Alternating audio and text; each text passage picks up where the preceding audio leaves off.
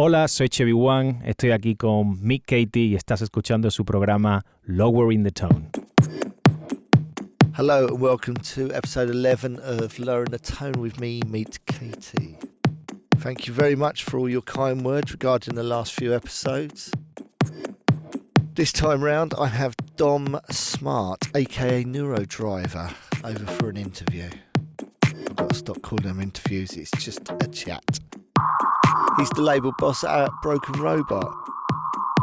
Awesome DJ, wicked producer and all-round nice guy.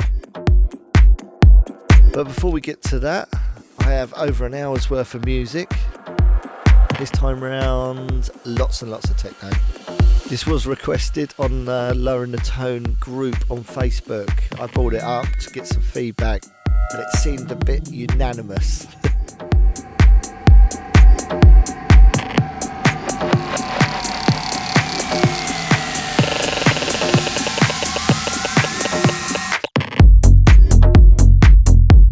Before we get started, a few shouts. Many thanks to Dan Van Dahl, Matilda, Sebastian and the rest of the Hoppa crew out there in Amsterdam. I'd also like to give my friends a shout out there in Macau, Gordon Yo, Berna, Helena, Royma and Ricky. It was awesome seeing you guys a few weeks back.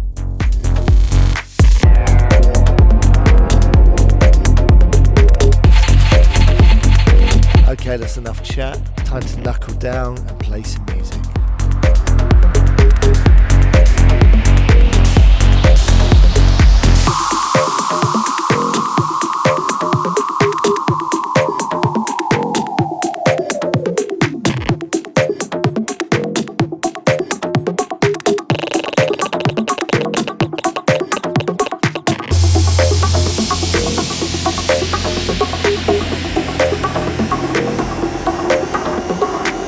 Listening to Meet Katie on Lowering the Tone.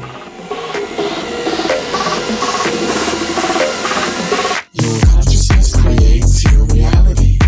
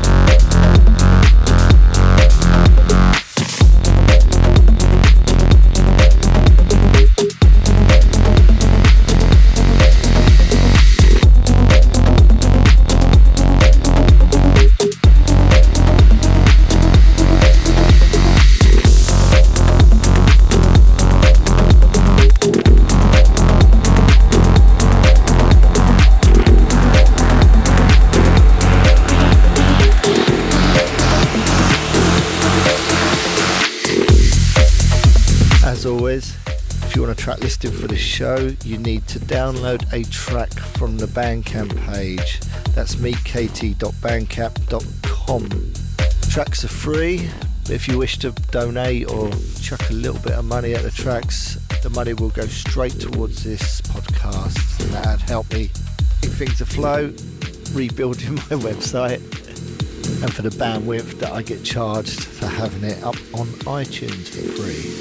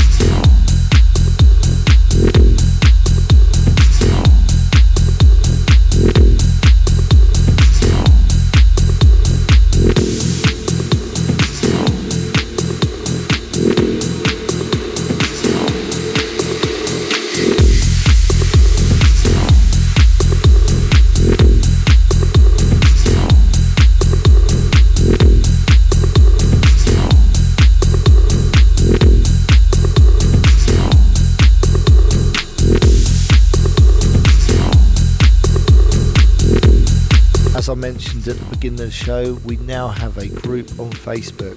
It's a closed group. I will approve you, so don't worry. Just a place that we can discuss any of the music featured, topics in the interviews, anything related to lowering the tone. It's a place where you can give some feedback. If you're unsure which group it is, go to my Meet Katie page and there will be a link on there for it.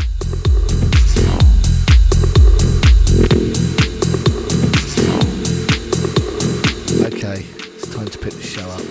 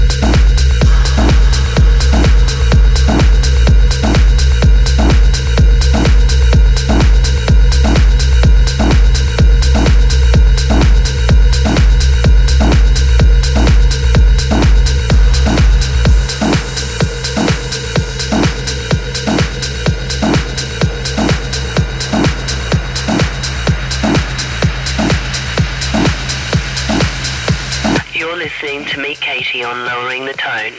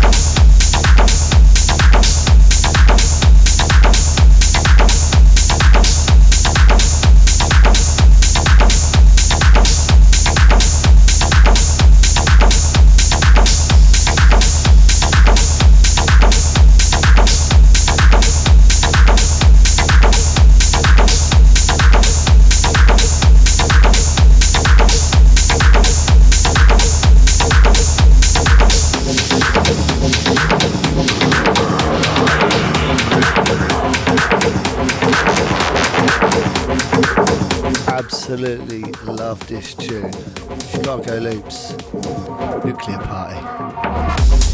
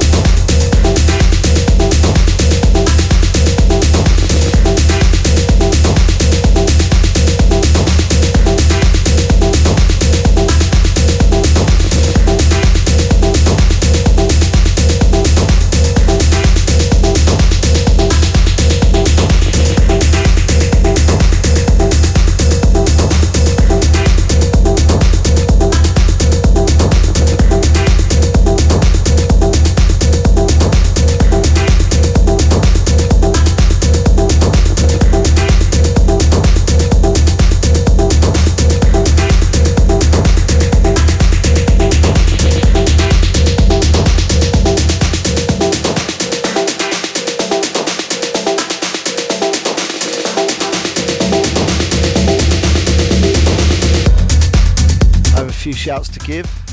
These are people that have contributed and gave some feedback over on the Facebook group.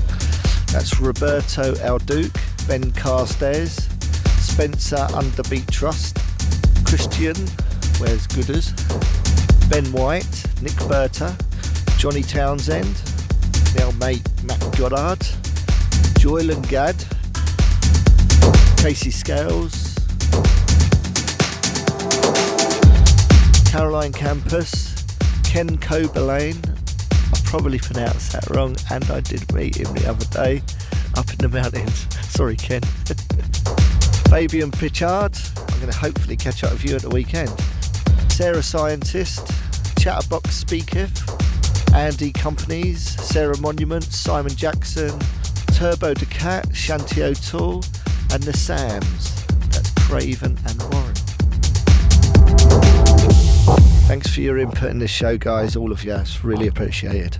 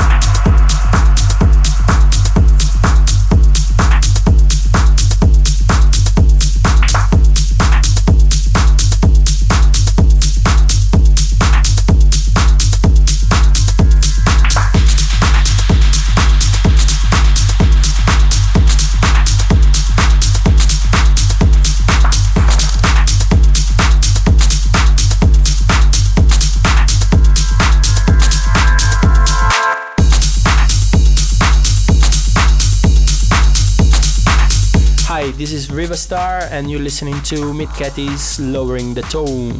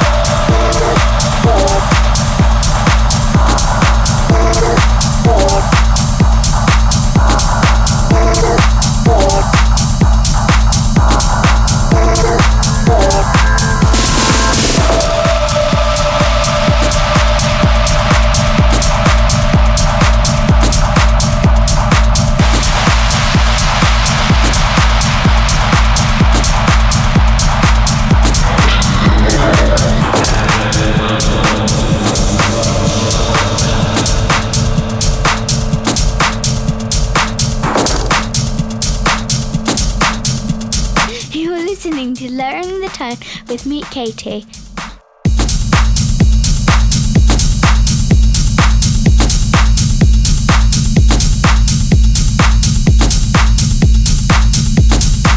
So one more shout. Congratulations to my old mate Ben Medcalf, aka Rogue Element, and his wife Patrie on the arrival of their son Martin, who turned up this morning. Congratulations, guys.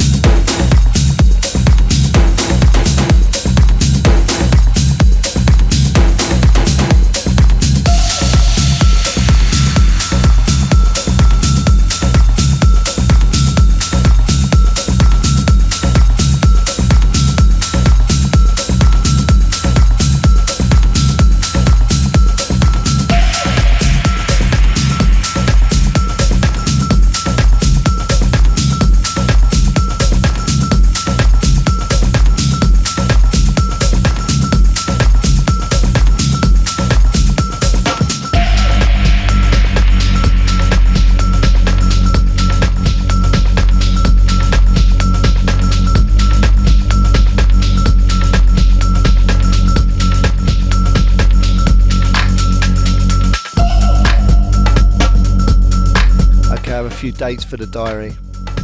Friday 4th of December, I will be in Seattle at the Opulent Temple Party at Kremwork.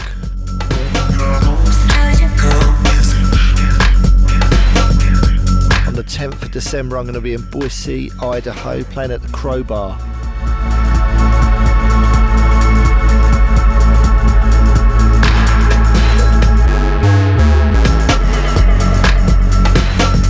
Friday the 11th, I'm going to be in Washington DC at the Mass Transit Party, and that's at the Old Shabine.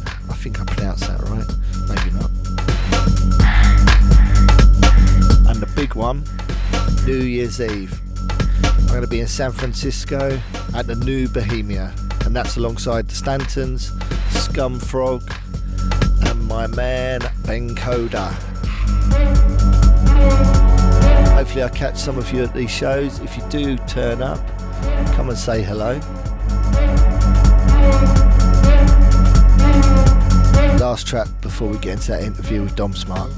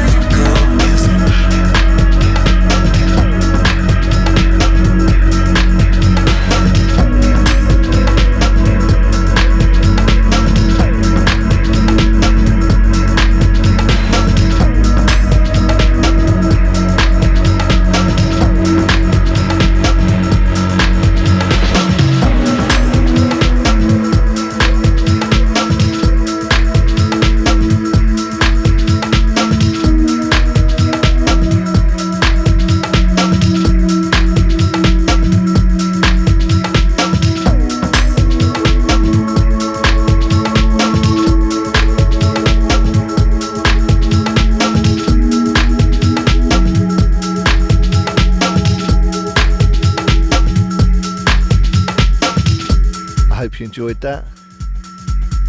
As I mentioned before, if you like any of the tracks I played and you want a track listing for the show, you need to subscribe. The way that you can do that is by going to meetkatie.bandcamp.com.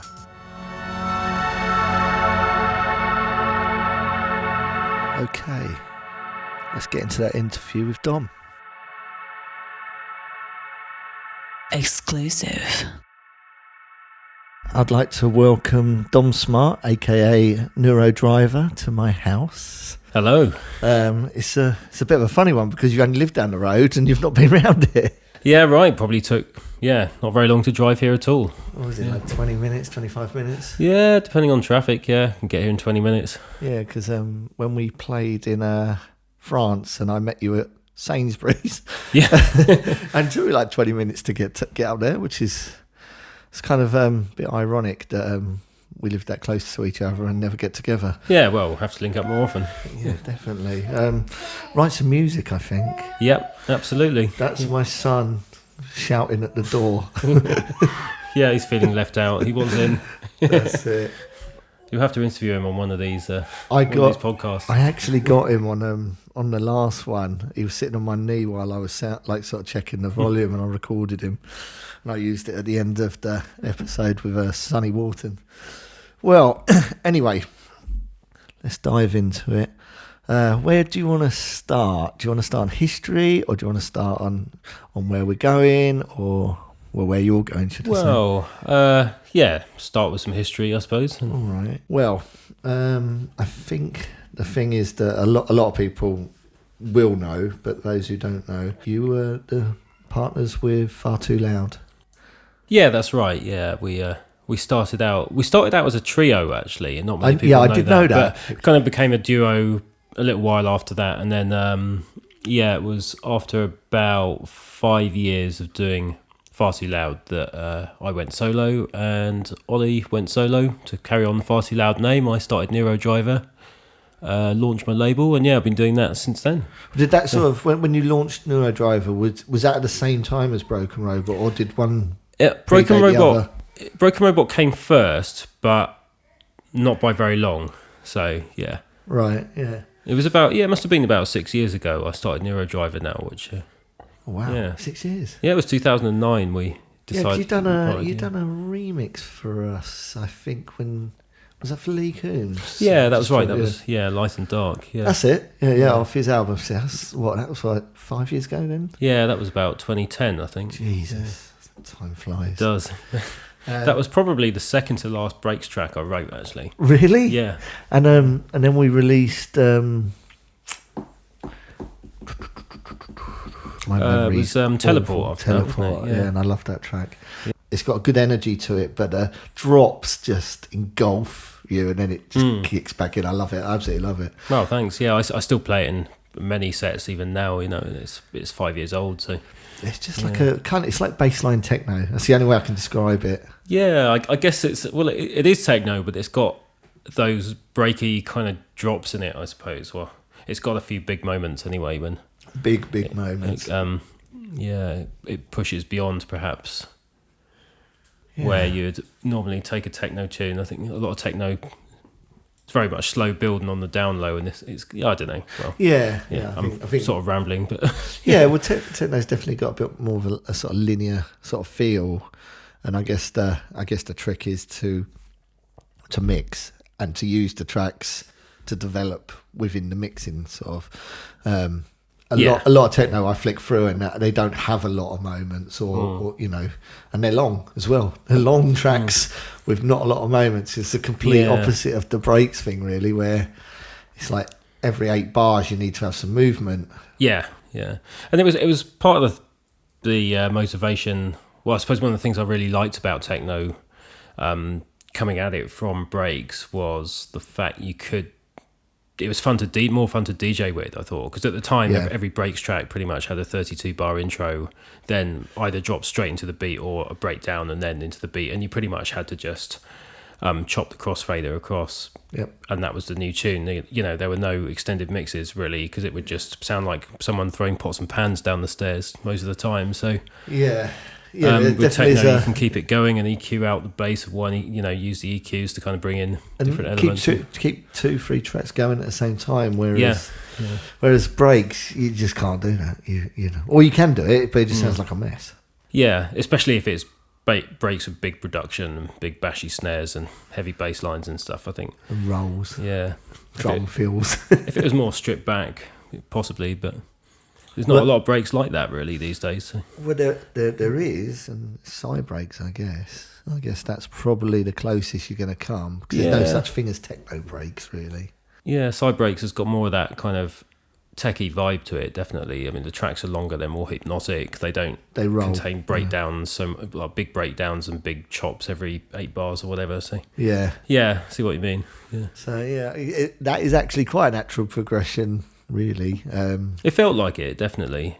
Going from the more hypnotic side of breaks into 4/4 music, it definitely felt like a natural progression more than perhaps the big departure that some people will consider it is. But it definitely is a we'll talk a bit about breaks, because there's been, I have to say, I've never had this much feedback from having a guest as I've had from you from Facebook. I've written a handful of questions down, but there's tons and tons of questions. Some interesting and some just stupid, but I'm going to pick and choose a few that I think are relevant, and hopefully we can kind of sort of just use them as like a topic, and then we can kind of just roll from there. Yeah, okay, great. But with the breaks, obviously the history of Far Too Loud, were you an award-winning act at Breaks? I guess so, yeah. I'm sure it seems like a long time ago now, but yeah, that was a big moment really when we came in as complete underdogs into Breaks Pole against sort of people like Stantons and the Plums, who are crafty, really well up there. I can't remember exactly who was on the shortlist that year now, and then probably the acts you said. Walked away with an award, and that really put a rocket behind our career from that moment onwards. So it was definitely a turning point. What's it like working with Ollie? Because Ollie's a nice guy. He's cool. He's he's a machine in the studio. I don't know anybody else like him, right. And I think that's what allows him to make the music he does. He'll sit there at the computer for days until every last edit is perfect. You listen to his tracks and they're so complex, and he's got more patience at producing than anybody else I know, I think. Really? Yeah. They're very detailed tracks, aren't they? Yeah, absolutely. Especially since your departure, he's sort of become more electro as well, more electro house. Yeah, well, it was going that way anyway when we decided to go our separate ways, and that was kind of part of the reasoning behind it, really. We both sort of occupied a common ground musically for quite a while, and that was a really great time. But at the same time, we both had our different influences, and as time went on, we were just sort of moving in different directions, and it made sense. Creative differences. Yeah, I guess you could say that. Yeah, it's like it is a relationship, isn't it? It's like you can be in a marriage for X amount of time, and then people just want different things out of life. That's why they split. Same goes for music. I guess. I mean, if you can't reconcile what you want from it, then yeah, and that goes. It's funny with music is like having a label is like having a pet or having a baby that it sort of keeps you together. Like Lot 49, me and Marvin, we have very, very different tastes. Yeah. But because we've got labelled together, it's like having a kid. Except there aren't any counselling services for people in duos with business together, are there? Or maybe there are, I don't know. Yeah. I haven't found one. So. Well, there should be. That funny enough, that's I guess one of the questions that we're asked at, because that's kind of a nice place to be, is Alan Walsh asked, can you make a career out of making underground dance music anymore? Well, apparently you can, because there are a few people who do it, but it's pretty difficult. I mean, I don't know how much people listening to this know about what I do, but I've sort of been to and fro between doing music and working in the video games industry as a sound designer, which I sort of do freelance, and that supplements, what I get from music. Yeah. And depending on how well the music's going or how many gigs I'm getting, I'll do either more of one or the other. So, I mean, that's my personal perspective. Subsidise your music career. Yeah, exactly. Pay the bills. And the vast majority of people that I know in music do that to some extent. The people who actually make a full-time career out of it are fairly few and far between these days, until you get to the very sort of top levels of each scene, and it is getting increasingly difficult. I think, you know, it's certainly the club scene in this country is a lot smaller than it was. So a lot fewer venues, a lot fewer people, you know, coming to the parties. It certainly seems that way from my perspective, at least as far as underground things go. And I heard a statistic recently that 40% of the music venues in London have closed in the last 10 years, something like that. So I think it stands to reason that if, you know, the 40% that closed are probably the 40% doing the more underground events and not, you know, with a mass appeal. So I think it is increasingly difficult these days, but not impossible. No, it does kind of feel that you're either part-time or you're really successful. It doesn't seem to be much middle ground. You know, the ones that I know that are making a fair career out of what they're doing, they're rich. You know, like they're 200 grand plus a year DJs, and that's, you know, they're making proper money. Yeah. Outside of that, then you have a lot of DJs on the sort of level where we are, that make a bit of money, but you know, don't make enough to, you know, sort of not retire, but, you know, sort of kick back. Yeah. You know, and especially living in the UK as well, it's just got more expensive to live here. You know, renting or whatever situation with housing. It's ridiculous, everything. Isn't it? Yeah, and it's not only the artists that's hit as well. I mean, it's the venues and, you know, the ability of people to put on parties. In terms of promoters, like we're saying, how many venues are closed? Yeah. Weird you say that. I saw a thing about it as well, and it was that the properties, the actual space is worth so much more. Even if they turn it into car parks, it's worth so much more than being a nightclub now. Yeah, that's what happened to cable. You know, they turned it. You know, turned it into property developments. And the same as what's it? There's another venue in London recently closed. I can't remember what it's called. You know, Fabric's been under threat for a while as well. I've heard, yeah. You know, I don't. You know, it's a bit of an institution, but everyone's got their price at the end of the day. Yeah. It's definitely, you know, much accentuated in the capital. It makes me sad, really, when I think about how London was 10, 15, even 20 years ago as a capital of the world in terms of dance music, and it's still got the artists, it's still got a lot of people making the music, but it seems like increasingly the scene is under threat from my perspective. But I mean, I'm talking specifically about the more underground side of dance music, because that's what I'm involved in, but I know a lot of people have been saying the same things. It's definitely Europe's kind of just now, I think, become the sort of place of choice for the UK artists. I think maybe last year I went a whole year not playing in the UK, like 12 months, right? Not a UK show, and I didn't even really notice it either. I didn't sort of think, hang on a minute, I'm not playing in the UK. I just went with it, you know, and all the shows I was getting were abroad, but now, you know, now I can sort of reflect on it. You know, it is like you say, it's that those shows that percentage of venues shutting down is probably the places that I would have been playing. There is still an underground scene in London regarding the free party scene. I've noticed a bit of a resurgence in like warehouse parties. Yeah. Have you noticed this? Yeah. It seems to be where it's going, which is, I suppose not surprising really, if the, you know, clubs are all priced out of the market. Yeah. That's it. Going back to his question about making a career out of dance music, I guess you can, but then I might be the wrong person to ask that question too. Yeah. I like to believe it's possible. I still cling to that, cling to that hope, I suppose. Yeah.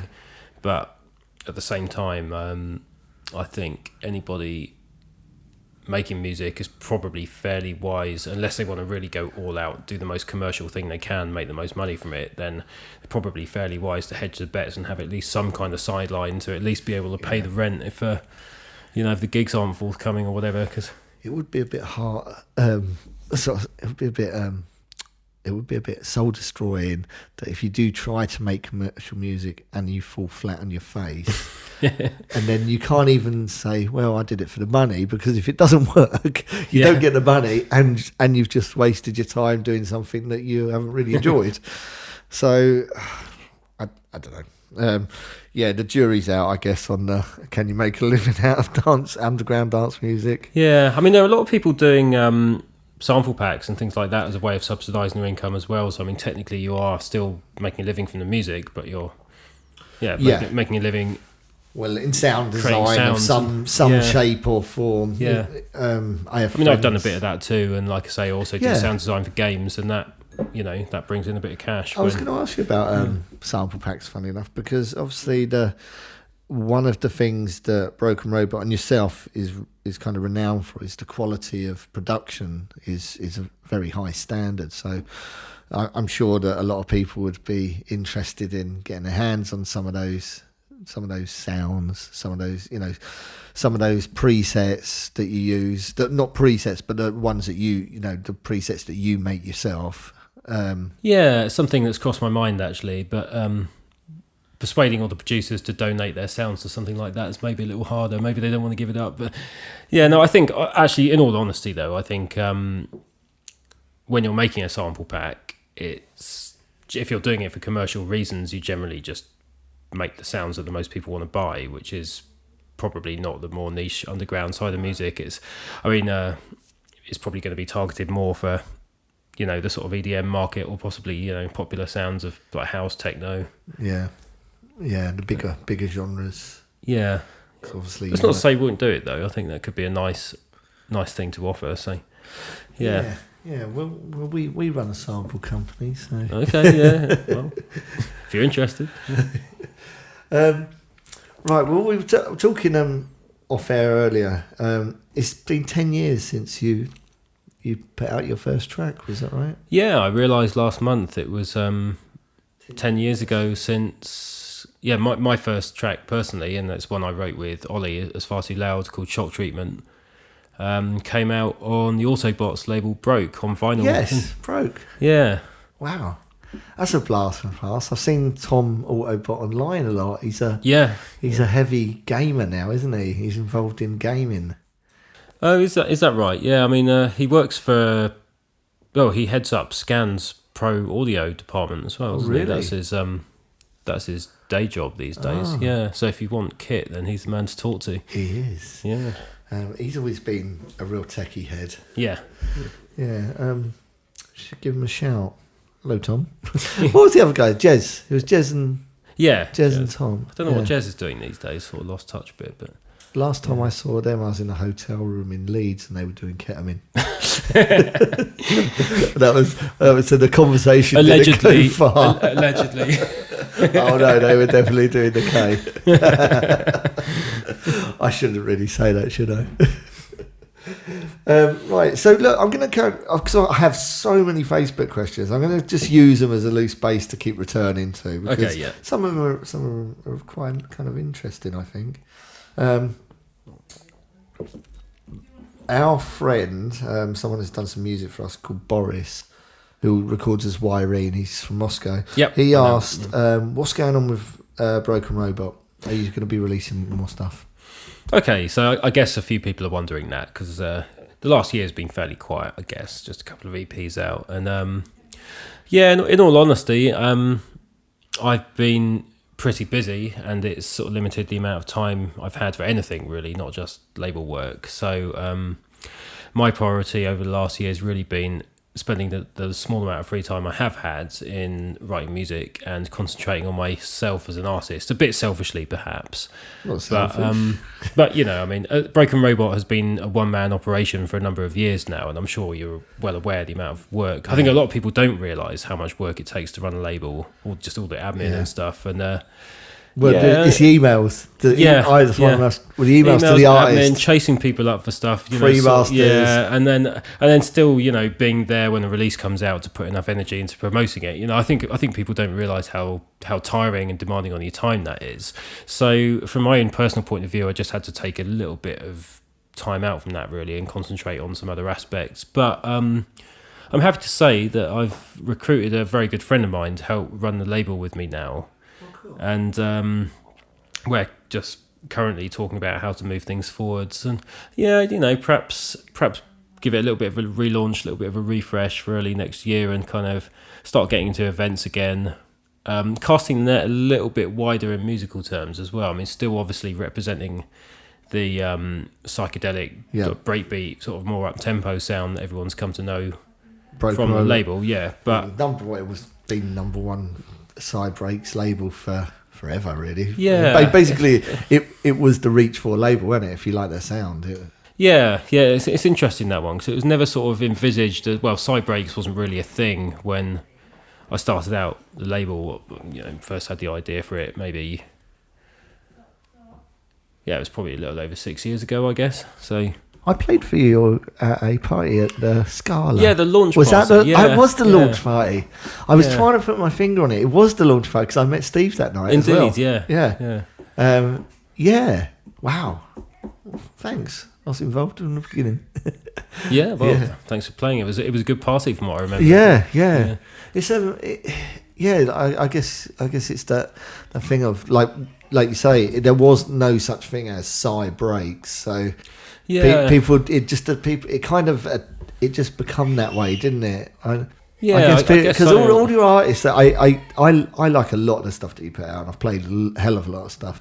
But what I found about Broken Robot is that you would, those type of producers were drawn to you because once you had a couple of artists that were quite similar, like, and at the time, yourself and Steve Headflux, you weren't a million miles from each other, sort of like style-wise, and certainly high production quality as well. Yeah, indeed, and it really that was the motivation for starting the label. Was that at the time, I was very much into techie breaks music, but with the kind of acidic, I would say psychedelic influence. But I mean, a lot of the Far Too Loud stuff was more kind of what people were calling acid breaks at the time. It was probably a bit harder than what come to be known as psi-breaks, but it definitely had the same influences, those kind of slightly trancey, acidic, filtery sounds, that kind of thing, like edits, set to a rather hypnotic rhythm rather than more the sort of traditional breakbeat sort of stuff. So it just seemed at the time that there wasn't a forum or a label that was really backing that sound. I mean, certain labels were releasing certain tracks and so on, but I was speaking to a few very talented artists at the time who were just, Steve was one of them, talking about their frustration at the lack of any sort of coherent label backing of that sound. So was his first thing Mind Cell? Was that Mind Cell? What was that? That was the first track that really broke through for him, I think. Yeah, that one was huge. I mean, he'd done quite a few tracks before that, but that was the breakthrough record. Yeah, that really made people pay attention. So it's back on track and looking like it's going to be happening again then. Yeah, well, there are 3 EPs in the pipeline at the moment. We got one from Nanosphere, 4-track EP. Oh, cool. That sounds really good. That's his typical wobbly style. Who is Nanosphere? It's a guy called Sam he's from the UK. He's a very talented producer. He teaches production. He's been sort of doing it for a number of years. And right. Yeah, that's the second time today I've heard that name. Yeah. I just got mailed something with that. I mentioned it earlier. So there's an EP from him. There's one from myself and Oversoul, my friend Adam. Oh, cool. And then there's one from Bad Tango coming as well after that with a couple of remixes. Brilliant. I like Bad Tango stuff. Yeah, and then after that, my good friend Dephased has just almost finished producing a glitch hop album. Oh, wow. Which is, I think, going to be the next release for the label after that, which is... It's down tempo, obviously, but it's got a very, very psychedelic sound, which I think will be a good fit, and it'll be the first proper we've released 1 or 2 glitch hop tracks already. Yeah, I know you've done a few bits. But I think that'll be the first proper sort of down tempo release for the Commitment label, which to I'm it. really quite excited about, because I think cool. it's a sound that's definitely a good fit. Yeah, well, again, high production value. Yeah, the guys are wizards, so Yeah, very excited. you can't really about get that one. away doing glitch hop without having some type of skills.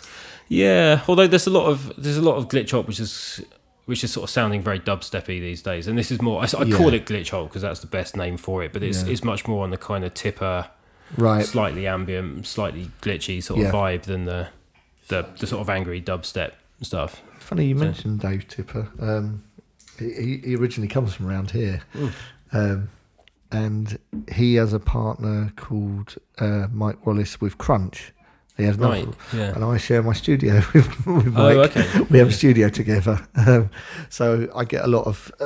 I'm very aware of Dave's stuff, and also I hear glitch hop a lot. Yeah, because that's their thing.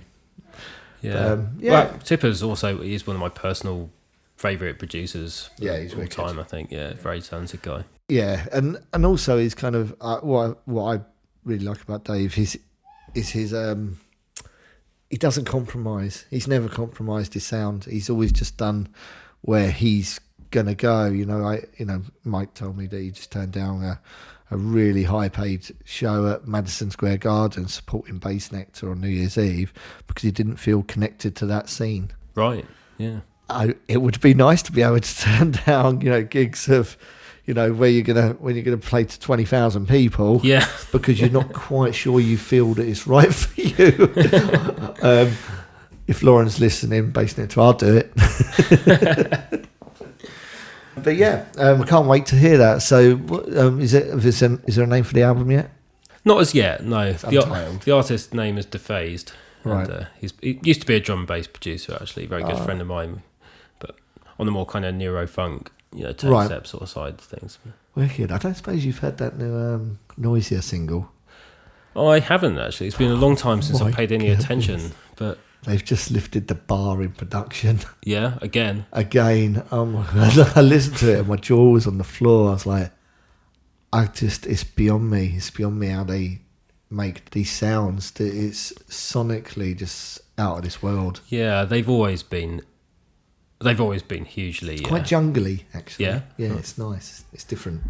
Well, I say it's different. It's drum and bass, but it's got a jungle kind of sort of swagger to it. Yeah, okay. Yeah, it's very good. And it's got this kind of like little screams and people talking in the background, and it's being panned about. It's just coming out the speakers at you. I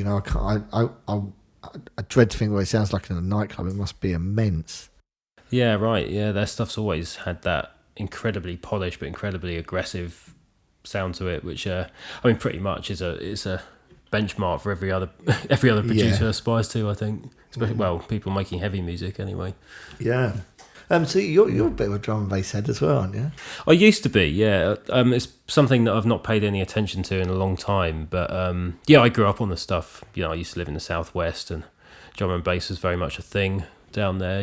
Whereabouts? I was in Plymouth, but Oh, cool. yeah, it's when I first started going out clubbing when I was a bit too young to supposed to be going out clubbing. I would go to drum and bass nights down there. Was it the Pavilion down there? Is that name of it? Oh yeah, they did. Yeah, there was that as a big venue, but yeah, they had nights like Legends of the Dark Black, Jungle Fresh, and Yeah. I remember those.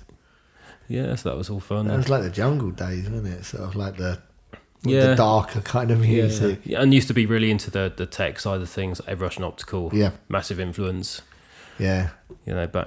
Back from the sort of late 90s, early The 2000s. Virus was there. Yeah, Virus, yeah. That's some amazing stuff. Yeah, they were very techy, weren't they? But then,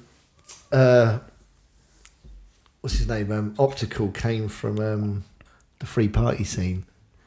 Only because a really good friend of mine's good friends with him, and he came from like the techno and sort of like the free party scene. Right, and that's how I guess that's why it rolls. His music rolls a lot. Yeah, it's got that totally makes sense. It's got that hypnotic kind of vibe, hasn't it? Yeah. What was that? What the electronic thing? The earliest explorations into dance music was drum and bass. Then I guess. How old are you? Do you mind me asking? I'm 34. So no, actually, I was making music all through my teens, as soon as I got my hands on the computer. Right. But in terms of what music inspired me back then, listening to the stuff I used to make, it was all over the place. Like there'd be some drum and bass, there'd be some techno, there'd be some house, some trance. So actually all my influences are pretty wide. I wasn't really fixated on any one genre, and it wasn't until I came to breaks that I really decided, right, I'm going to decide upon this genre and just do that. Pick a team. I've always been quite pluralist about it, I suppose, in terms of what I like to do. And I actually find it difficult to write one style of music consistently. And even if I do, we'll have influences from a lot of other places. Yeah. Like right now, I've been trying to write techno, but a lot of the tracks I've written recently have just sounded more like progressive house, of the kind of floaty, sort of slightly euphoric persuasion, which is not techno at all. So it's funny because now people what they refer to as progressive house, certain. Oh God, yeah, not the abomination that's been hijacked by EDM. No, it is. It's like there's nothing. It is EDM. Sorry to anyone out there who likes that, but it's not progressive. It's not progressive house. I can't imagine how Sasha feels listening to the progressive house charts these days. He must get up every day and just look in the mirror and go, "What have I done?" But I think it's not really his fault. It's not his fault, no, because when they were doing, like him and Digweed, when they were doing when they were doing progressive house, it was all about a journey. It's about going somewhere in the music. Whereas now it's just EDM. It's quite painful seeing the deterioration in something that used to have quite a lot of depth. But I think that stuff probably wouldn't even be called progressive house if it wasn't for the way that music's kind of been funneled into these static genres by. I wouldn't like to single out Beatport. It's just I think it's a result of the way music's sold online and the fact it's. Ever since it's become about downloads and not vinyl, it's become a purely global market with a lot of music coming out. And Beatport have been at the forefront of that and have been since the mid-2000s. But the genres that have been on Beatport haven't changed much since the middle of the 2000s when they launched. Yeah. They've added a couple of new ones like dubstep and glitch hop came along, but dance music's constantly shifting and incorporating new influences, and the fact we've got these rather static genres where all that matters is being in the charts in those static genres has kind of put walls up in terms of how much music can cross-pollinate and hybridize, and I think it's in a way, it's given people all this freedom to release music cheaply and freely, and we can have hundreds of labels, thousands of tracks. But in another way, it's kind of stifled the creativity a little bit, I believe. Well, yeah. And that's not blaming any one company. It's just a product of the way music's sold now, and the fact it is so global and there is so much of it. So, is Beatport your main way of selling music? Like. Broken Robot. Yeah, it has been historically. I mean, that side of it is becoming more and more difficult these days because I think of the way the genre of breaks has shifted from being a very UK centric scene to much more US centric or much more global these days. I think the sound has diversified a lot from what it used to be. Yeah, and at the same time, what Broken Robot does has, I think, gone off in a different direction. So I don't think the people who buy Broken Robot's music, by and large, listen to the breaks charts so much these days because the music doesn't have that much to do with what we're doing now. And that's just, I totally agree with you. Yeah. So would you reckon it would do better if it was sold in trance or psytrance or one of the trance-based genres? Do you think? I'm just out of interest, really. Yeah, I mean, it has crossed my mind that perhaps the psytrance section is where it belongs based on the type of people it sells to. But yeah, I don't know. I mean, it's not musically, it's not such a good fit there because it's a fairly different tempo. So yeah, I don't know. This is it's an interesting question, one which I'm not sure the answer to. Right. But I mean, I would much prefer it if the genres weren't so fixed. There was a much more loose system that allowed for new subgenres to evolve, rather than saying, well, I've got to decide now whether I'm going to sell my track in progressive house or techno or breaks, because immediately that causes problems if you're creating new music that doesn't sound like everybody else. So yeah, well, like 49's always struggled because I'm drawn to music that straddles genres. That's what I personally like, and that's what I've built a whole career on, is playing very broad sets and not letting genres kind of interfere with the flow of a set, so and I've adopted that with Lot 49. I'm very comfortable releasing tech house, techno as breaks, and even some down tempo stuff. I've done a few down tempo bits myself, and unfortunately, because they're down tempo, they just got one of them got thrown into indie dance, and I was looking at it thinking, what the fuck? I went to Beatport. I said, like, how comes it's ended up here? And their response was, well, we didn't feel that it fitted in any of the other genres, and that right. was it. So they just chucked me in a genre. Yeah. So, and again, it didn't sound. It sounded very uncomfortable in there, but. Yeah, the genre issues. I think all artists are going to have this. Do you do stuff on Bandcamp? Yeah, we have a Bandcamp store, and that's it's generating a steady stream of sales. So is that brokenrobot.bandcamp, or is it? It probably is. Yeah, yeah. I guess you can Google it. Yeah. There's one of those, and I have a personal one for Neurodriver as well. Although that doesn't have too much on it at the moment because most of my stuff's gone through labels. But that's a side of things I'm definitely keen to develop. I think Bandcamp works if you're an artist or a label with a following. It's not very good for music discovery, I think, as it stands. I mean, you wouldn't go on there hoping to find new stuff. It's just I do agree.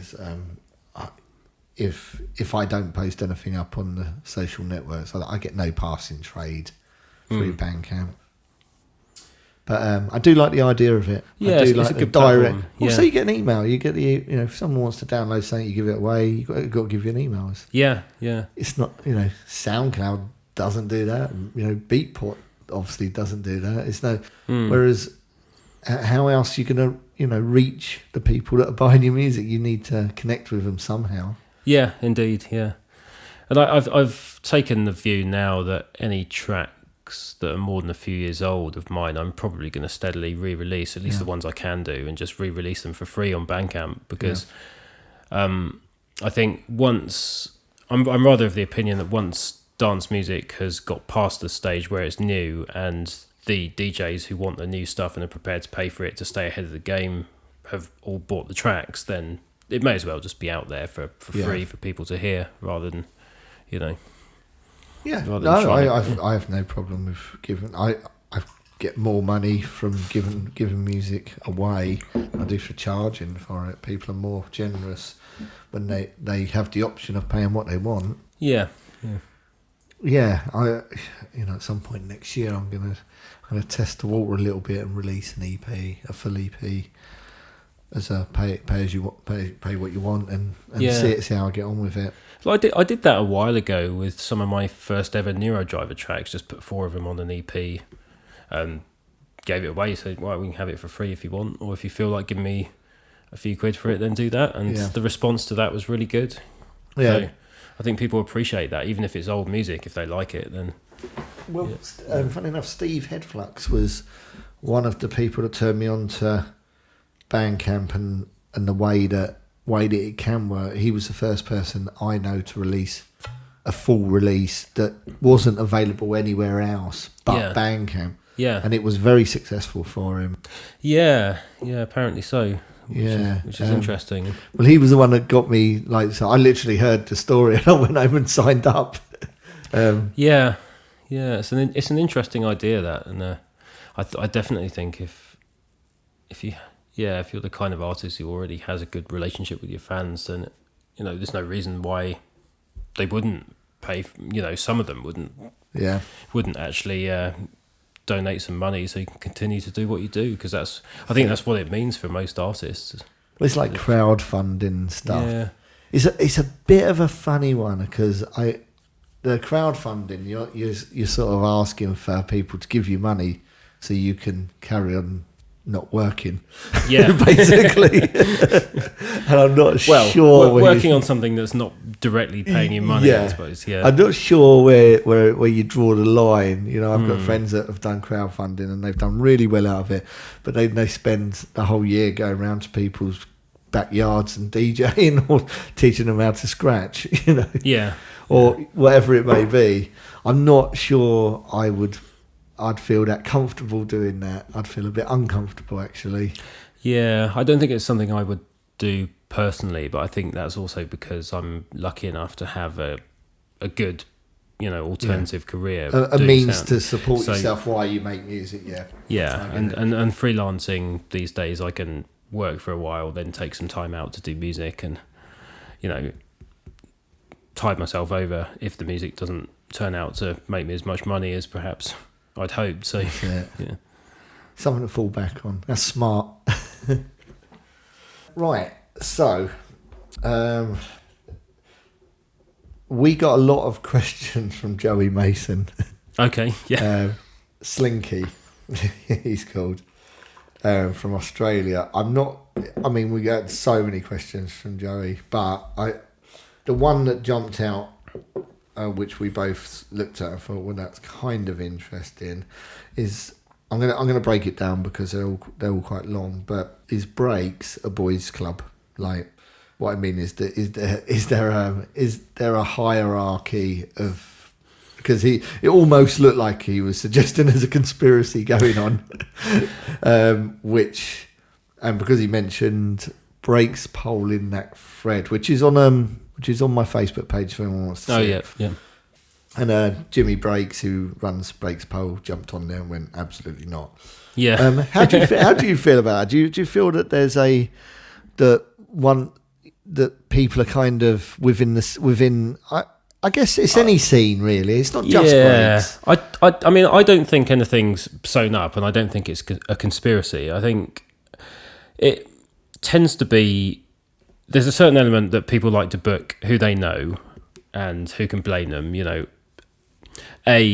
People they know are going to do the job and pull in the numbers, and B, people they've worked with before who they're friendly with, and everybody does that.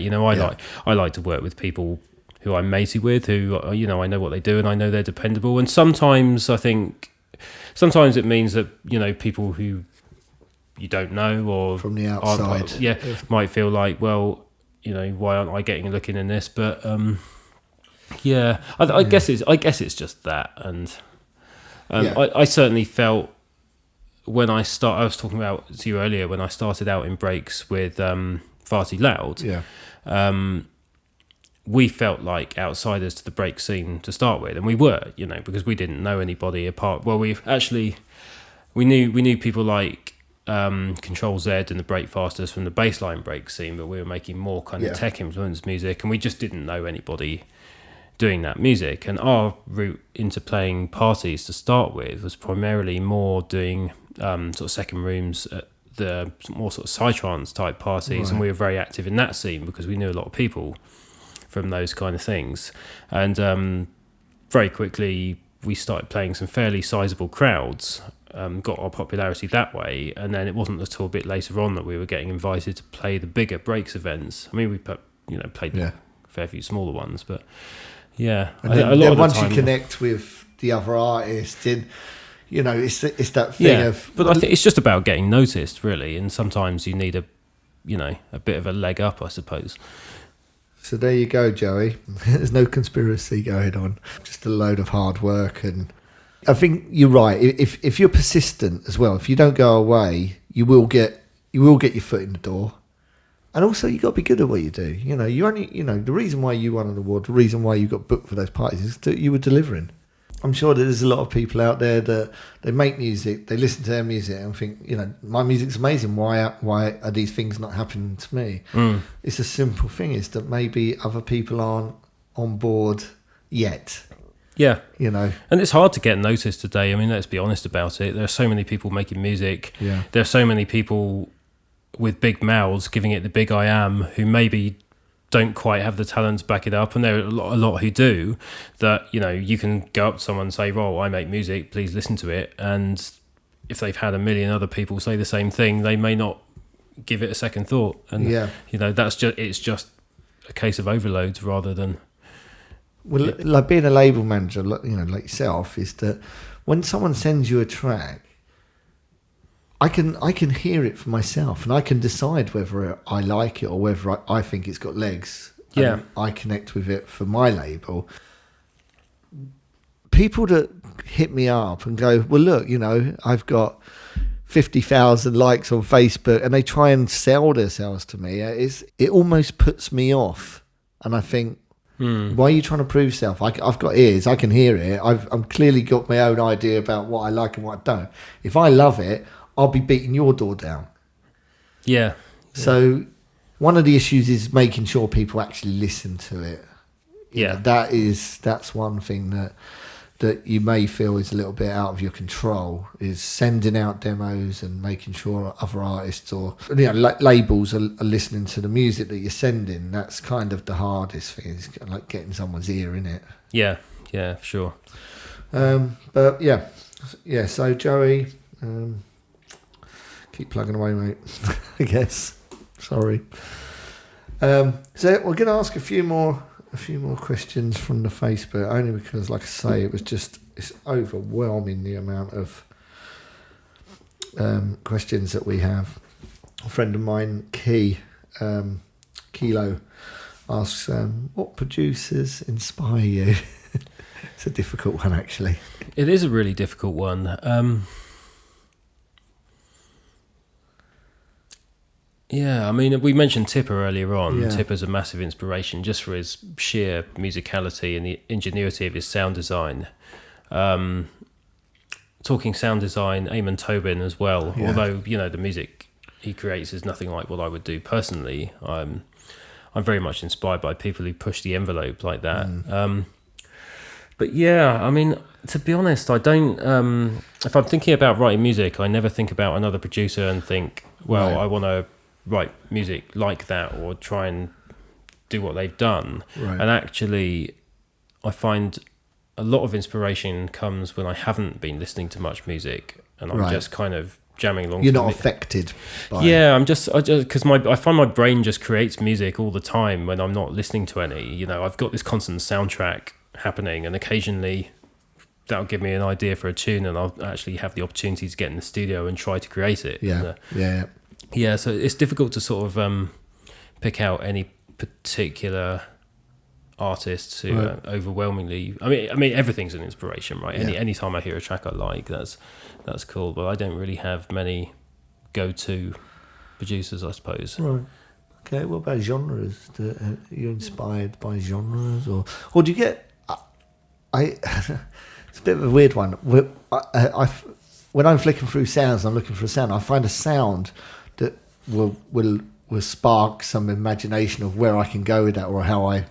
So, you know, something like, you know, sounds, you know, when you're looking through or you're playing stuff, does that inspire you? You like a couple of little elements that work together? Sometimes, but I tend to overwhelmingly create my own sounds from scratch. So I'll just, more often than not, just go in the studio, fire up some synths and start playing and tweaking things and see where it goes, see what comes of that. Unless I've got a very specific thing I want to create, but a lot of the time it just comes from experimentation, I think.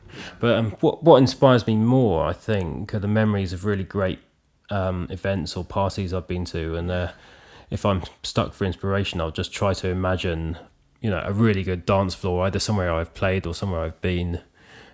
Just try and put myself back in the headspace I was when I was there, and think about what I would like to hear in that context. Yeah. That just reminds me, I was in Phonica in a record shop in Soho, this is like years ago, and it was Monday, I was record shopping, so it was talking about years and years and years ago, and when you actually had to go out to shop for records. Find records. And there was a guy in the shop, and he yelped, I was like, yeah, and he had no shame. And I was looking at him, and he was flicking through records, and he goes, "I had the best weekend." And I remember looking at him, just thinking, this guy is just still absolutely like high on like life of how good his weekend was, and he had a massive smile on his face. And I guess, those type of memories that when they hit you, you know, it's like, I'm sure you could just think of like some nights that you've been out to right now, and they would just put a smile on your face. Yeah, exactly. Night. Yeah. And also your perception of music that night and what you felt, that feeling. Yeah, indeed. And I think I find that certainly when I'm in the studio, it's important to kind of, I guess, daydream a little bit. Yeah. To get into that creative headspace and get away from the fact that I'm just staring at a computer screen. Because cold light of day. because your brain just goes into technical analytical mode as soon as you look at that screen, right? And creating music is not about, you know, what frequency you turn the EQ to. Creating music's about tapping into some emotion. Yeah. And if you can't tap into an emotion, which is, let's face it, pretty difficult if you're just sat at a PC on a Monday morning, or whenever it is, staring at Cubase or whatever you like to use. So, you've got to almost trick yourself into getting into. You've got to imagine it in a dark, sweaty room. Yeah, you know, with hundreds of bodies in there just moving. Yeah. Well, so just as soon as you mentioned some tech stuff, what do you use to produce with?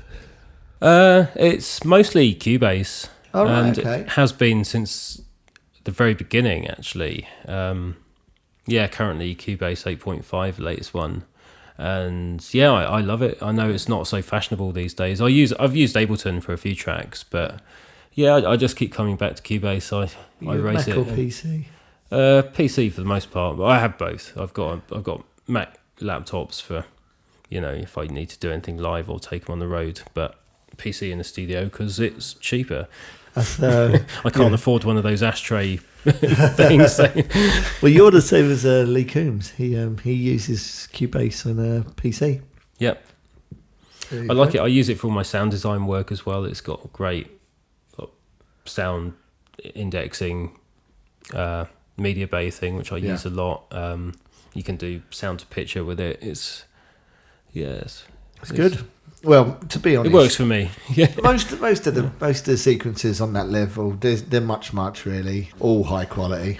I mean, there are things I much prefer Ableton for. I think Ableton's really great if you want to set up something and just jam, which quick. I think there's a lot to be said for that. It's also the tempo change. You know, once it's all walked up, you can just go up and down. It's quick. I find Ableton super quick, but I personally prefer to be producing in Logic. Right. Yeah. Only because you can't hide. There's no. I do feel with Ableton that all the sounds kind of morph together. There's less EQing going on in Ableton to what I have to do in Logic. The same track. Right. It's just maybe I'm wrong, but that's how I feel. And you know, it's that I can throw stuff in that Ableton. It just sounds good. I like Logic actually. I used it in some friends' studios. It seems decent. It's got good now. It's got really good. I'm really enjoying it now. So Ben Coda has asked a question regarding your live setup, because last year you were doing a live set. Yes, I did.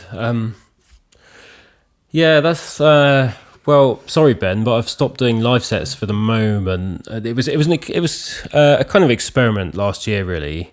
I was given a main stage slot at the Noisely Festival and decided, right, I'll put together a live set for that. So I did. I delved in the studio, got my head really inside Ableton, inside Reactor, doing a whole lot of stuff, and put together a live set. Because the last time I'd done a live set was with Far Too Loud. We spent a few years doing that. So it's been a little while. I've just been DJing since then. I'll give it another go. So I did. But I've done a lot of thinking since then as to, it was an interesting experience. But I mean, if I'm honest, at the moment, I don't enjoy doing it as much as I enjoy DJing. Right.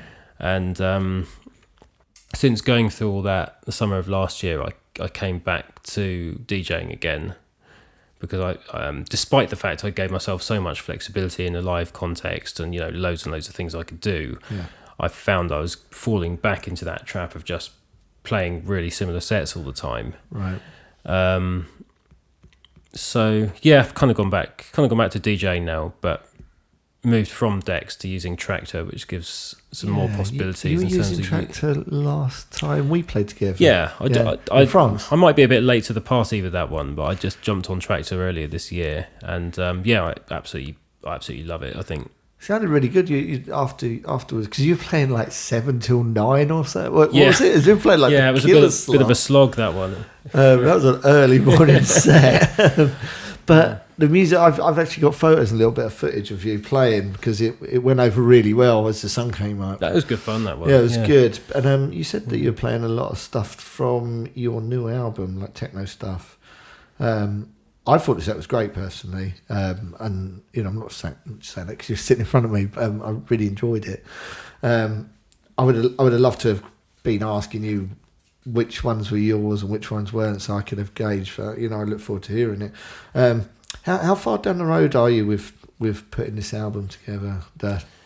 Not far off, actually. I've got 7 tracks which are definitely completed, another couple which are nearly there. So yeah, were these in the live set? Or were you playing older tracks? Or a bit of a mixture. I expect quite a few of them were in the live set. A couple have actually written since then, so definitely not. But yeah, I mean, I'm sitting on quite a lot of unreleased material at the moment, because especially like last year, I spent a lot of time in the studio and wrote probably a record number of tracks ever for a year, pretty much an album's worth of stuff. Although some's been released already.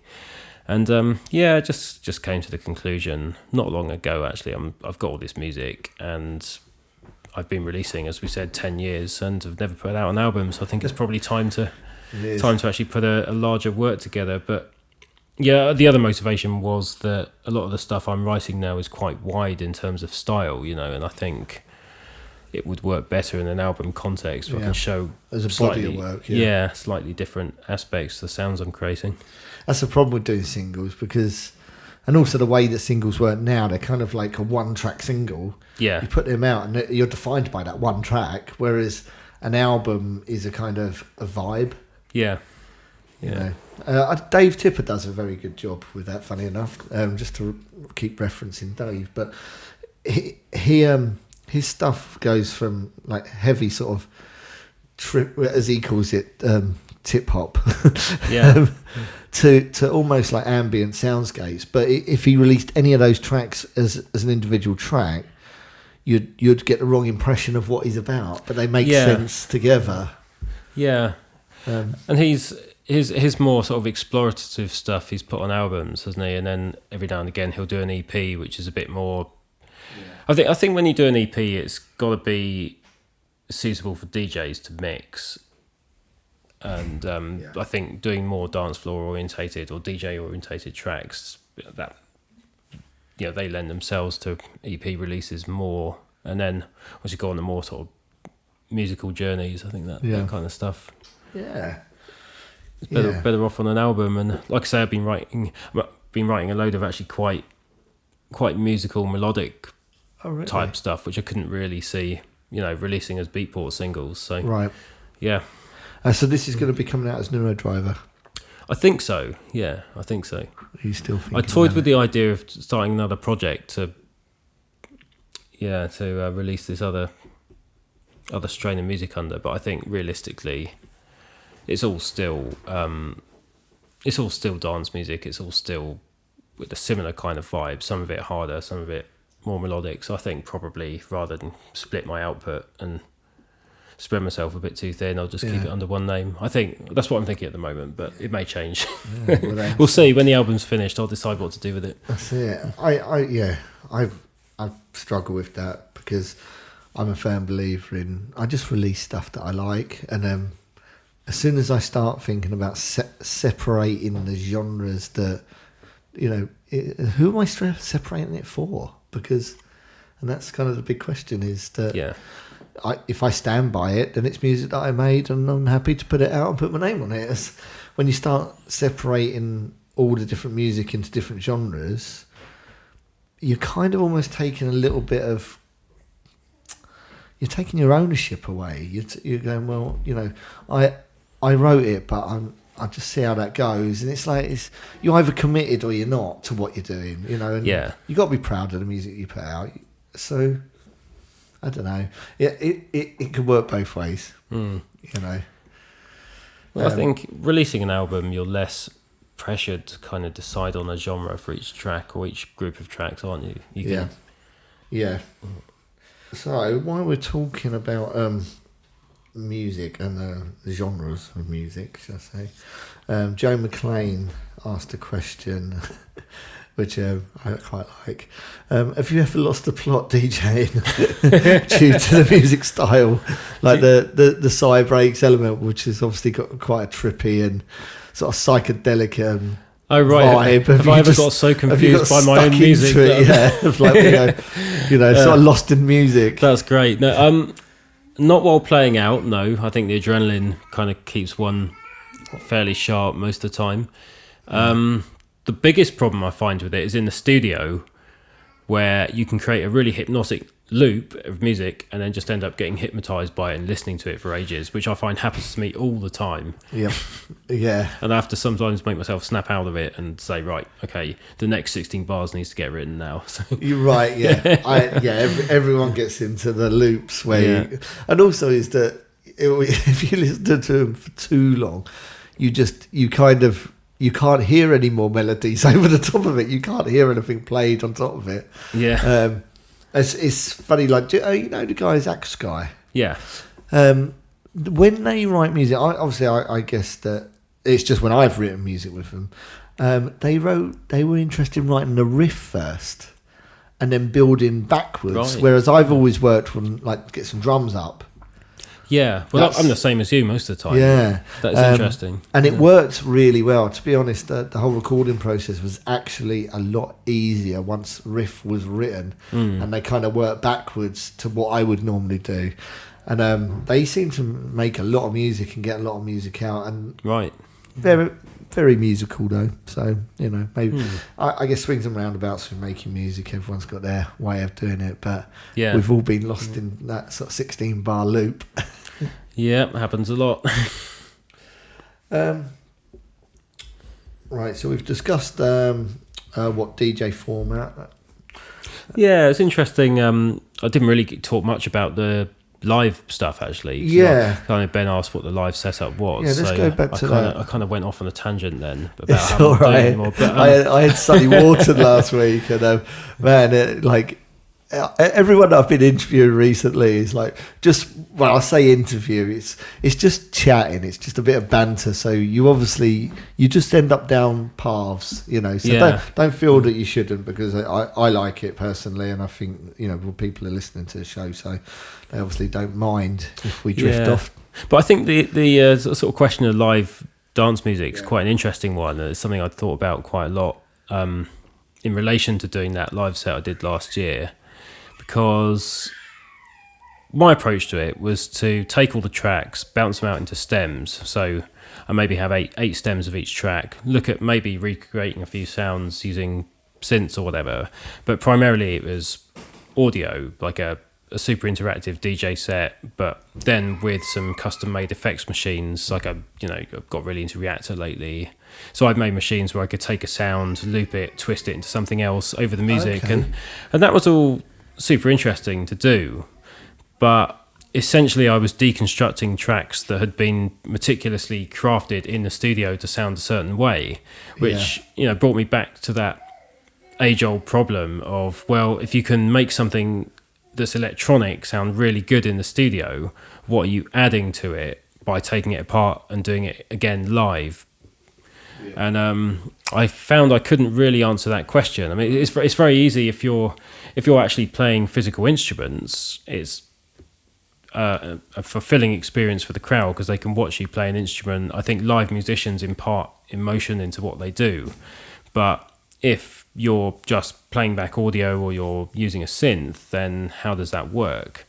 And that was the question I couldn't quite answer, at least in relation to my own music. So I decided pretty much I would rather pursue the art of DJing because I found it more personally satisfying, and I felt like I could do more stuff that was not live but responding to the crowds than I could doing a live set of tracks which I'd pre-designed to work. Personally, what's live anymore? Yeah, I mean there are some very good people who've made a career out of doing music that's live. There are a lot of people in the techno scene whose primary means of making music is to jam live with machines, and I've got a huge amount of respect for people who do that. But I think all the music that's performed that way is designed that way in the first place. It's not like I think anyway, people who go in the studio and make a really complicated record and then mix it down probably most of them aren't thinking about how that's going to work live when they do it. No. And if you create something that complex and then go back and have to think about how to do it live, that becomes a bit of a ball ache in a way. Yeah. I thought, do you know what? I saying that just with that in mind, I saw Anthony Roffer play. Oh right. And he was just jamming, and it was just like beats, but his stuff's like kind of. I say old school a little. It's not, when I say that, it gives the wrong impression. But it's stripped back, right? It's 909s, like kind of the bass was off an 808, so it's like boom, boom, boom, and he's just he was sort of jamming everything, and he had a mic as well with a vocoder, and he was talking in German, but the overall experience was something that I felt was quite unique there and then. I did feel that like I was watching something that you probably wouldn't see at the next show, or you'd see a slightly different version of it. Yeah, which is what playing live should all be about, right? Yeah, absolutely. And he was on his own just doing it. It's the same as like Square Pusher. Have you ever seen Square Pusher live? Yeah, I have. It's bonkers. Yeah, quite a few times in fact, but yeah. I saw him, and he had like it looked like a kazoo in his mouth going, and he had a bass, he was slapping the bass and looping it, and it was just like, what the fuck is going on? But the overall experience was like, wait, this is really out there. And that was at Stealth. I saw that in Blue Note.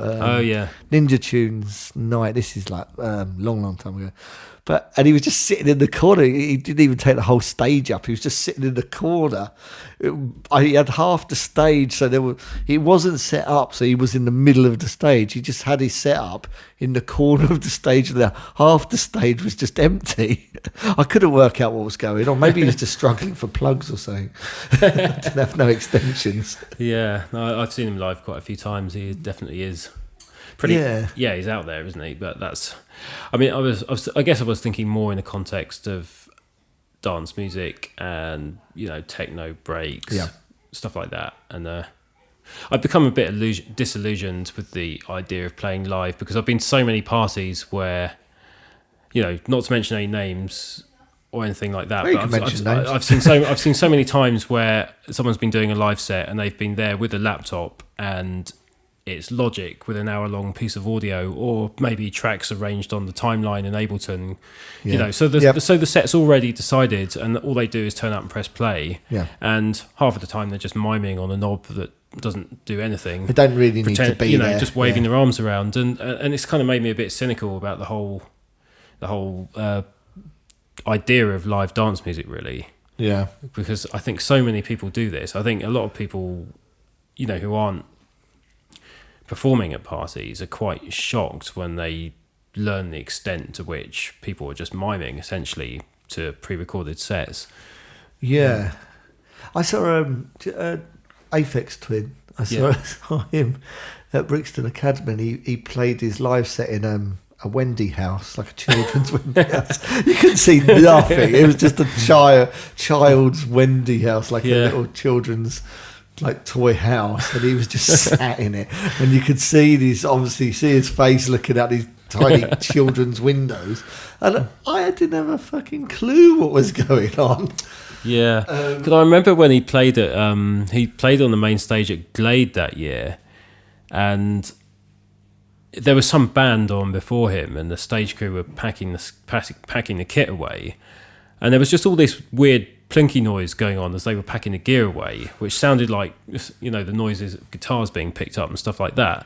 And that people were, you know, there was a huge crowd there, all stood around waiting for Aphex Twin to come on, and he just didn't come on.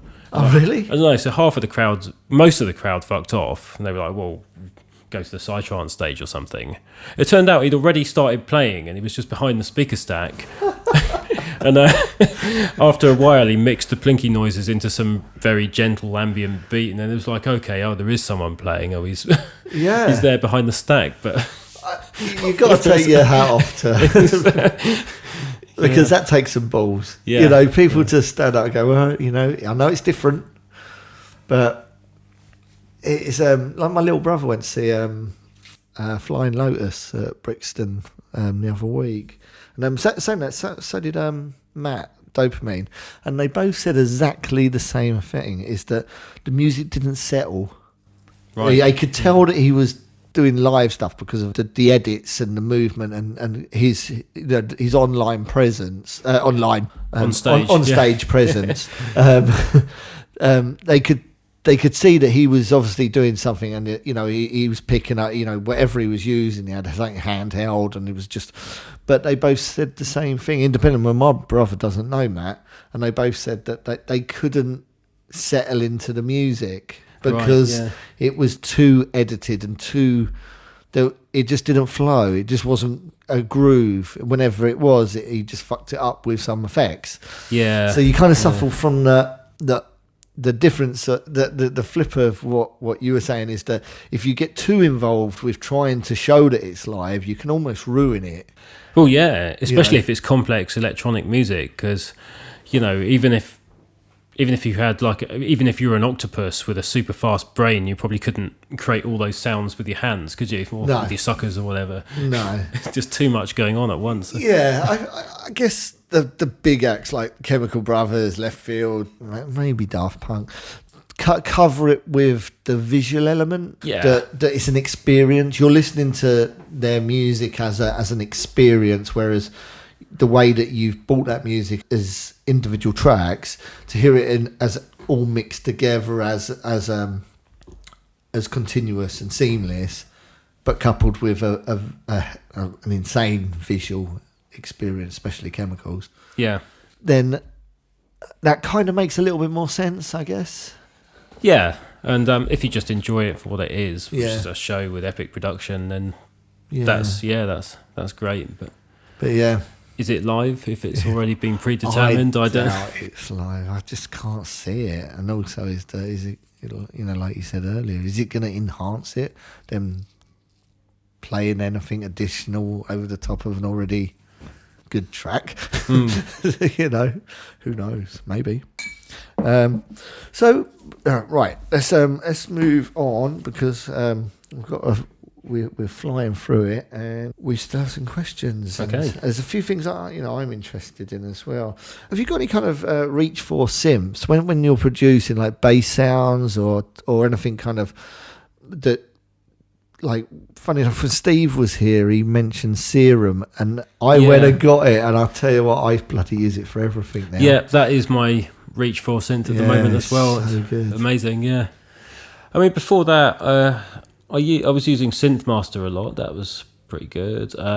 Massive has just been there since the beginning as a kind of... Yeah. I don't use it so much these days. It has a little bit of a clinical sound, but it's definitely good for some things. Yeah. So yeah, that's always been one. I use Contact an awful lot on battery, not synth. I used to, in the early days of doing music, I tended to use Contact for a lot of my synth sounds. Use the filters, put waveforms into it. Yeah. Because before that, I had an EMU sampler, and so that's where I learned a lot of my production techniques. Yeah. So. Wow, that's a blast from the past. Yeah. Oh, cool. So you're on Serum as well. Yeah, but I use Reactor an awful lot these days as well. I sunk a bit of time a few years ago into really learning it properly. So I've got a lot of custom synths and effects units and widgets I've built in that, and I'm constantly adding to those. When I'm not producing. Yeah. I use it for sound design. Use it for synthesis. It's cool. Yeah, I like Sylinth. I've been using that a bit as well. Oh yeah, I don't have that one, but it's good. Yeah. It's good. There's a few, but Reactor's a good one. The sounds are really thick on Reactor, big and chunky, and well, it depends what you run in it. I suppose. I like it. I just find it really hard to control Reactor. It kind of just does what it wants to do, and I'm very into building synths that do what I want to do. Right. But it takes time. I mean, it's a form of creative procrastination, I guess, building stuff in there. I mean, you're not actually making music, but that's it, innit? It's like as soon as I open up a blank project, I just want to dive into writing some music. Yeah. I normally kind of go back over the stuff and replace or beef up sounds anyway. Yeah. It's just. But it can be a time saver in the long run. Like for example, I love to put long risers in my tracks. But creating them has always been a bit of a pain because there aren't that many synths that will have envelopes you can program over that amount of time. It's always ended up being absinthe to do those. But one day I just sat down and thought, oh, I'll make a riser synth and Reactor, that'll automatically lock to 8 or 16 or 32 or 64 bars. And so now I've got that. So got it. That's probably going to be my go-to riser synth now for all my tunes. So fantastic. Hopefully it'll save a bit of time. If not, it was an interesting tangent. One of the guys that works in the studio, my studio, he designs sounds, and he spends a lot of time. But when they, and this is one of the guys who does Glitch Hop, when they write music, he knows where everything is. Yeah, and he's really good. They're very quick. I mean, I think they've got like 28 tracks to pick an album from, and they've done it in about, I'd say 4 months. Wow! But he sells bass patches and sells stuff as well. So he's involved in the production side of things. So, but when they write music, you can just say, "Well, I need this, I need that," and he knows exactly where it is, and he can. Yeah. So it does save time in the long run. It's just that you've got to be patient, and I've got no patience. Well, look, let's talk about what's up and coming for you in the way of gigs, shows. Only because a lot of people would have seen you out playing shows. One that did come up, which I'd love to just have a quick chat about, is Burning Man, because I met you my first year. There. Yeah, and that was my first year. And you just told me it was your first year as well. It was awesome, wasn't it? What was that, 2009, I think? Was it? I can't remember now, actually. Yeah, I don't know, to be honest. No, it was, because I just started Neurodriver when I went there. Oh, cool. Yeah. Cool. God, I remember I was playing on a big beatbox thing. Yeah. And you said to me, and I'll never forget it, because I'd just done this remix for Denox and Beckers, and you come out and you said, I really like that remix. And I just really unexpected, because it was a techno, sort of like percussive techno track. Oh yeah, I played that one a lot. And I was really surprised, because obviously I knew you from Far Too Loud, which was a lot more breaksy than, and I was like, wow. I was really flattered by it, because I just wasn't expecting that. Well, thank you. But yeah, that's. I remember it was. I remember it clearly, because it was. Funny enough, at the same thing where I was chatting to you, I met Worthy and a friend, Sean Gallagher, who've both consistently been friends of mine since then as well. Who both live in San Francisco. Awesome. Yeah. Yeah. So a lot of friends, and also I met my partner. I met Nadia. At that same festival that year, and now we have a baby. Quite a monumental occasion. Yeah. It was. It was fantastic. It was definitely an eye opener for me. I mean, I think when I first got there, I just walked around with my jaw on the floor, going, "How did I not realise this was going on earlier?" Yeah. In America, of all places. I know that's the most shocking. In Nevada, even is that in America they have the most crazy festival. You just wouldn't expect it. And I don't mean to be stereotype or anything like that. It's just that the rules are quite strict out there. Well, indeed, yeah. I had a very different perception of the place before I went there. Yeah. And because I've been to America previously, but I think I'd heard a lot of people complain about how strict the laws were and how they couldn't have proper parties and so on. And that's just, I think that was in Florida and a few other the states over in the east side. But I kind of come away from that with a very different impression, you know, and then went to Burning Man and was like, oh, okay, yeah. Yeah. Because this is the other extreme of the country. So, Well, it is extreme, isn't it? Yeah. It's just gone, isn't it?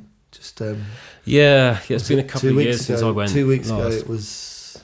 But it was 2 weeks ago, something like that. Would have been the end of, probably about a month ago now, right? Oh yeah. Jeez, time's moving quickly. End of August. But yeah, no, I've missed out the last couple of years, but I'd like to go back. You got plans to go back?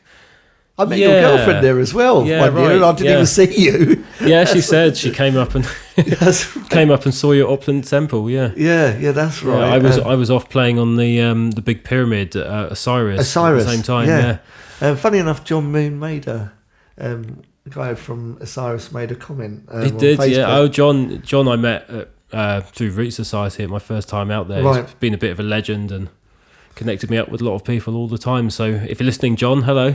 Yeah, hello, and John. thanks for everything, mate. And, he asked when we'd be going back. He even lent me a tent last time. Legend. Did he? Yeah. I was going out there with 3 other friends in a 4x4 I'd hired, and he lent us a big army tent. Nice. Yeah, top bloke. Yeah, top bloke. He actually was one of my one of the people that helped me get my American visa. Oh right. Yes. Excellent. Thanks, John, and hopefully catch up with you soon, mate. Yeah.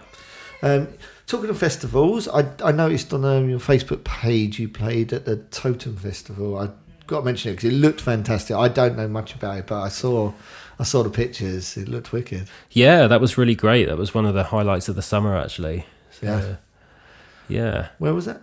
It was in Quebec, and one of the most beautiful locations for a festival I've seen, actually. I forget the name of the place now, sorry, but it was next to this stunning waterfall on this campsite ground. So only one stage. So the whole festival was about this one stage down on the beach. But yeah, that's all right. Isn't it? All weekend. It was on the coast. No, out in the country somewhere. Right. Yeah, it was up by a river, basically. Oh, right, gotcha. Yeah. Right. But yeah, just all weekend, mostly techno, a bit of other stuff as well, which suited me quite well. Yeah. Yeah, great fun. So enjoyed that one very much. You got any shows coming up that you want to give a shout to? Yeah, a couple this month. So the first one is next weekend, and that's at Digital Mind down in Plymouth, which is Chris Rich's party. So Tommy Tort, the guys from my label, and a bunch of other people will be playing at that too, and that's going to be fun because that's my old hometown. So, right, yeah. Yeah, that'll be fun. And then, end of the month, Planet Zog in Sheffield with you. Oh, yes. Yeah, we should give that a plug as it goes. I think I mentioned on the last show, but are we playing different rooms? Are we? Yeah. Really? You're playing a different room to me. Oh, right. I don't know the ins and outs of it, but which is kind of a bit bizarre. When I got booked and I saw you on it, I was thinking, sweet, you might drive. I probably will. If you want to lift, then. It'd be wicked. Yeah, well, let's do that. So what's Halloween, 31st? Yep. It's Plug in Sheffield, isn't it? Oh, is it the Plug? I think so. Oh, right. I'm going to have to check that now. Edit this bit out if I'm wrong. So. Yeah. I don't know. Check the Facebook for details, I guess. That'd be good, though. Anything else you want to mention?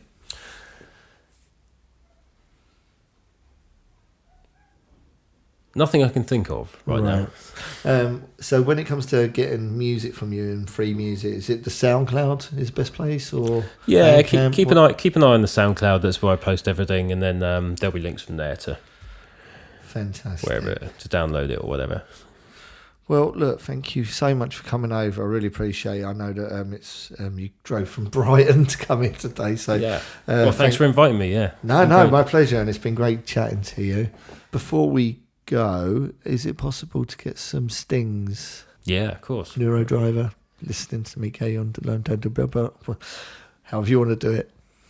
Hi, this is Dom Neurodriver. You're listening to Meet Katie on Lowering the Tone. that good for you? Yeah, that's good. Cool. Do you want to do a couple more? All Just right, mix it up. Hey, this is Dom. Okay. This is Dom Neurodriver. You're listening to Meet Katie, Lowering the Tone podcast. Hey, this is Neurodriver from Broken Robot. You're listening to Meet Katie's Lowering the Tone. Perfect. Nice one. Thank you. Right, episode 11 in the bag. Thank you so much for listening. As always, any promo you can do just by sharing the link would be a great help. So if you get a chance, head over to the Facebook group, just Lowering the Tone, get involved. Until next time, take care, people.